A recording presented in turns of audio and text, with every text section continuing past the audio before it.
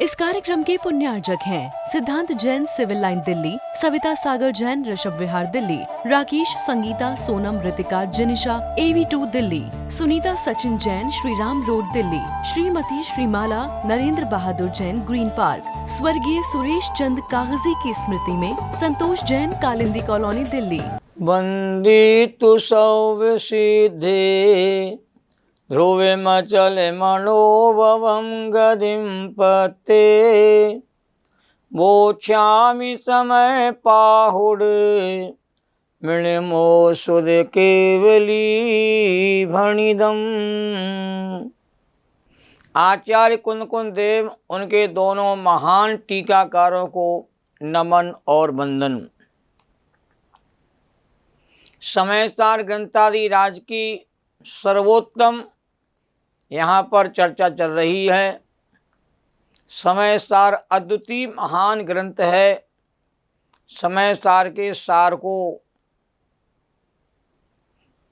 समझना बहुत सरल भी है, बहुत कठिन भी है, पर ये बात पक्की है, समय सार को सुने समझे बिना मोह ग्रंथि का छेदन नहीं होता, मोह ग्रंथि का भेदन नहीं होता है और शुद्धात्मा की जीव को कहते हैं प्राप्ति नहीं होती है।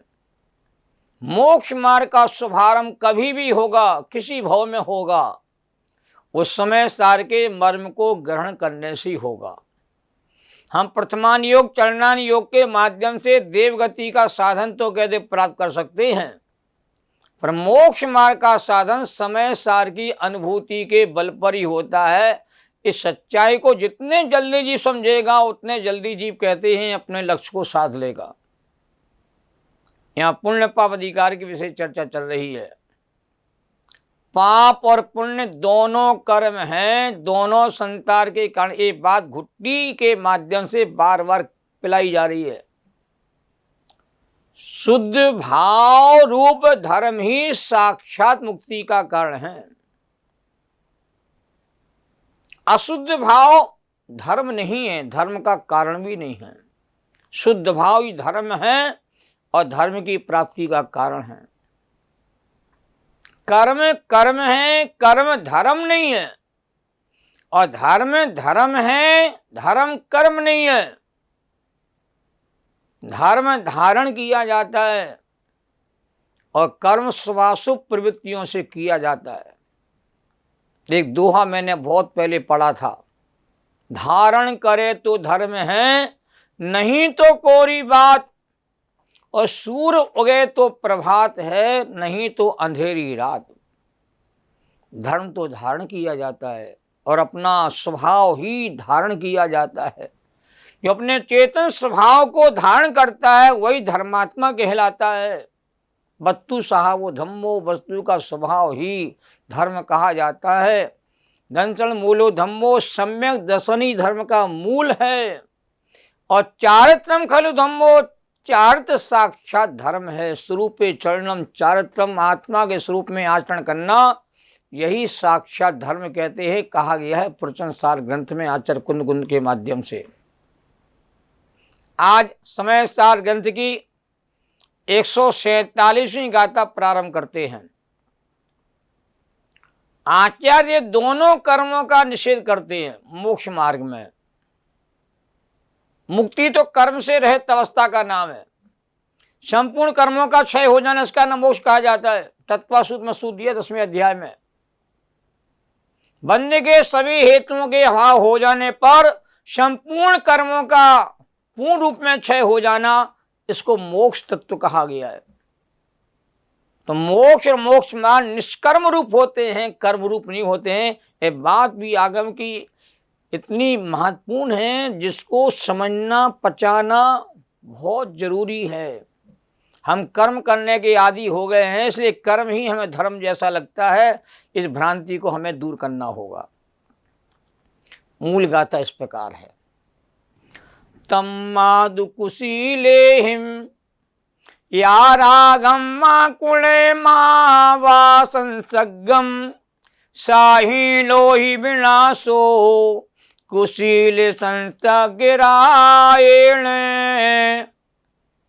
देखिए गाता, तम्मा दू कुशीले ही या रागम माँ कुणे माँ वा संसगम साहीनो ही विनाशो कुशील संसग रायणे तम्मादु कुशीले ही या रागम माँ कुणे माँ वा संसगम साहीनो ही विनाशो कुशील संसग रायणे। ये मूल गाथा का पाठ हुआ। मूल गाथाओं का पाठ भी करोगे तो आपका हृदय निर्मलता को प्राप्त होगा। हमें मूल आचार्यों की मूल बातों को भी अच्छी तरह से कहते समझना चाहिए, उसका पाठ आदि करना चाहिए। मूल गाथाओं का पाठ भी आमनय नाम का स्वाध्याय कहलाता है। स्वाध्याय के 5 वेद कहे आचार्यों ने, वाचना, प्रच्छना, अनुप्रेक्षा, आमनय, धर्मोपदेश। तो मूल गाथाओं का मूल पाठ करना ये आमनय नाम का स्वाध्याय है। इस गाथा का अनुवाद है, इससे करो नहीं राग व संसर्ग उभय कुशील का, इस कुशील के संसर्ग से ही नाश हो स्वातंत्रिका। मूल गाथा का मूल अर्थ देखिए। आचार्य कह रहे हैं कुंद कुंज जैसे महान आचार्य जिन्हें साक्षात श्रीमंद परमात्मा के दर्शन करने का सौभाग्य प्राप्त हुआ, 11 वर्ष की उम्र में जिन्होंने मुनि दीक्षा को धारण किया, 84 पहाड़ ग्रंथों की जिन्होंने रचना की, द्वितीय सुत स्कंद के जो महान प्रणेता हैं, ऐसे महान कुंदाचार्य कहना चाहते इस गाथा के माध्यम से, इन दोनों कुशीलों के साथ राग मत करो। दोनों कुशील कौन से हैं? एक पाप का परिणाम वो तो पूरी दुनिया की नज़र में कुशील है, और पुण्य का परिणाम दुनिया की दृष्टि में कुशील नहीं कहा जाता, उसे सुशील जैसा कहा जाता है। पर आचार्य कहते नहीं, अध्यात्म की दृष्टि से दोनों कुशील हैं।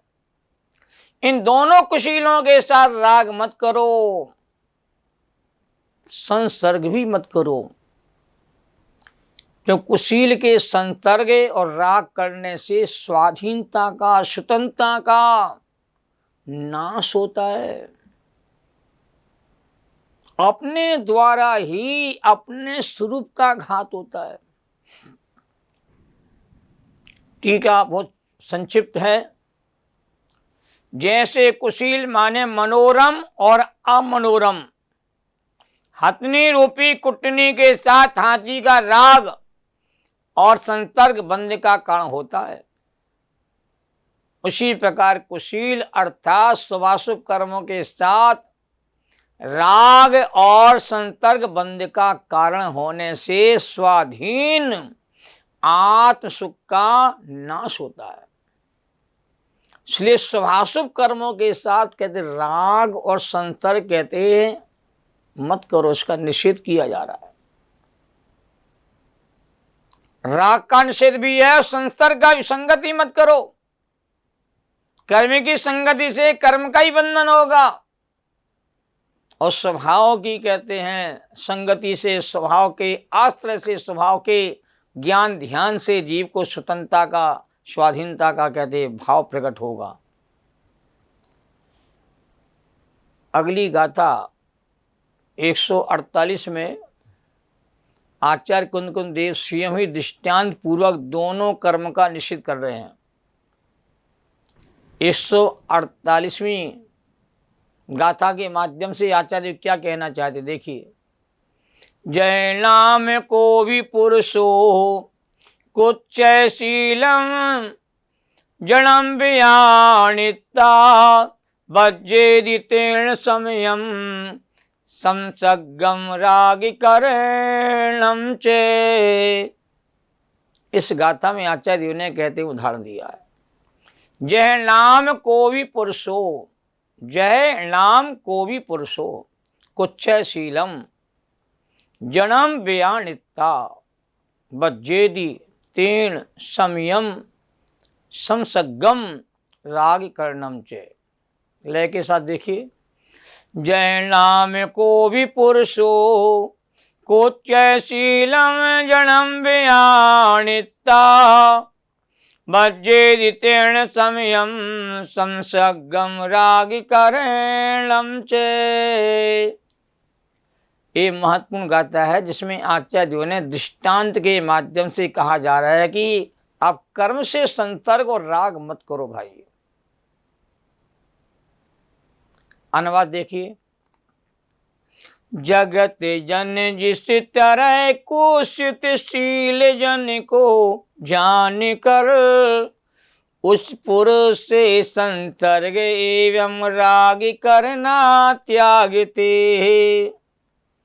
इसका देखिए अर्थ देखिए, बड़ा सुंदर अर्थ है।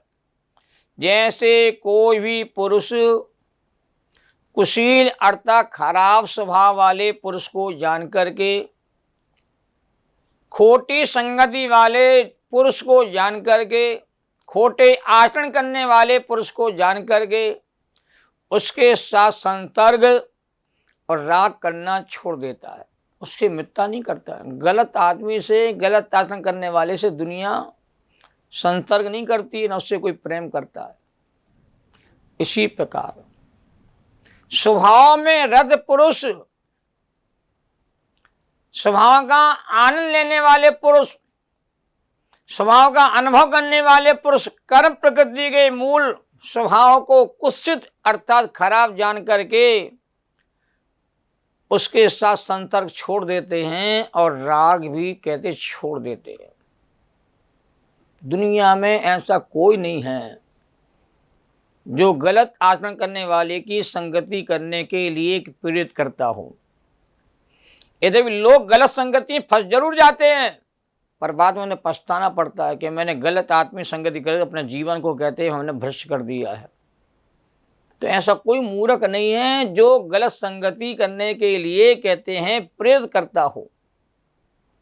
टीका में कहा है, जैसे जंगल का कुशल हाथी अपने बंधन के निकट आती हुई सुंदर मुख वाली मनोरम अथवा अमनोरम हथनी रूपी कुटनी को परमार्थ से बुरी जान करके उसके साथ संसर्ग और राग को छोड़ देता है कि हथनी के जाल में फंस करके मैं अपने जीवन को व्यर्थ में खो दूंगा। क्योंकि हाथी कुशल है तो हथनी के लोभ में, उसको छूने के लोभ में, काम वासना के लोभ में उसका संसर्ग नहीं करता है, उससे राग नहीं करता। इसी प्रकार आत्मा अरागी और ज्ञानी होता हुआ, देखो आत्मा को अरागी कहा जा रहा, ज्ञानी कहा जा रहा है। ज्ञानी बने बिना, वीतरागी बने बिना कल्याणी जीव का नहीं होता है। इसी प्रकार आत्मा अरागी ज्ञानी होता हुआ अपने बंद के समीप आती हुई, उदय में आती हुई मनोरम या अमनोरम, शुभ या अशुभ सभी कर्म प्रकृतियों को परमार्थता बुरी जान करके उनके साथ ज्ञानी कहते हैं राग संसर्ग नहीं करते, शुभ कर्म के जाल में नहीं फंसते हैं। अशुभ कर्म के जाल में तो फंसते ही नहीं है। अशुभ कर्म को तो सर्वथा त्याजी जानते हैं, बस शुभ कर्म के जाल में भी ज्ञानी कहते फंसते नहीं है। समझते हैं शुभ कर्म की जो मिठास है ये भी हमें मोक्ष मार्ग से रोक देगी, इसलिए दोनों कर्म से कहते हैं सावधान है, दोनों कर्म से दृष्टि हट जाती है और निष्कर्म जो हमारा चेतन स्वभाव है उस पर दृष्टि आ जाती है।